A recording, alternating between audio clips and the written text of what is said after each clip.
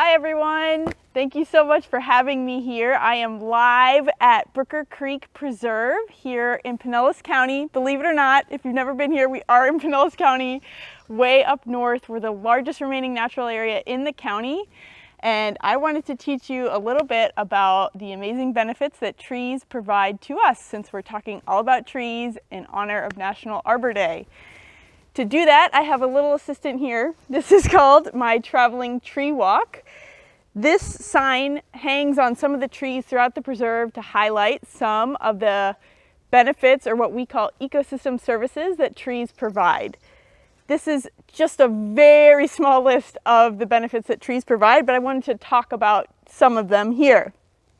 So the first one says that trees prevent soil erosion, which we might not really think about that much. But if you were to picture a place like Brooker Creek Preserve that's covered in trees compared to, say, I don't know, a more open landscape, just maybe think something like a golf course where there's not as many trees, there's some plants there, or maybe the parking lot near the golf course. When it rains in somewhere like Brooker Creek Preserve, that rainwater is going to be slowed down as it hits all the leaves and branches and vegetation. And it slows that water down before it hits the ground, so that when it does hit the ground, it's not going to erode the soil as much as something like a golf course or a more open landscape where there isn't all this vegetation to slow that rain. That water is going to come down really hard and really fast and splash that soil away. And over time, that's what causes soil erosion. So trees are very important to help protect our soils, which supports everything that we have here in our natural areas in Pinellas County. The second thing on here says it reduces energy costs. So, right, it's kind of a hot day today and I'm enjoying the shade here. So when we're out in the parks and outside in general, when we stand in the sun, I'm pretty sure you can tell a difference. When you walk in the shade, you're like, oh wow, it's so much nicer in the shade. And that's a benefit that we get.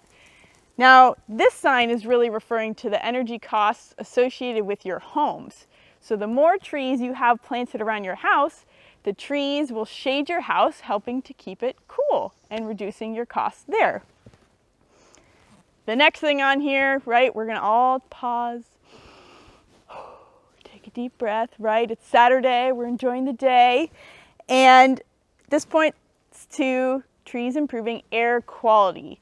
So trees do lots of things in terms of air and oxygen and carbon dioxide, which we'll talk about. But in particular, well, in addition to mosquitoes, the leaves on the trees help to trap particles as they move through the air and slow just, all the pollution that's coming through the air. They help to trap and absorb some of those pollutants that wouldn't otherwise be possible without the trees.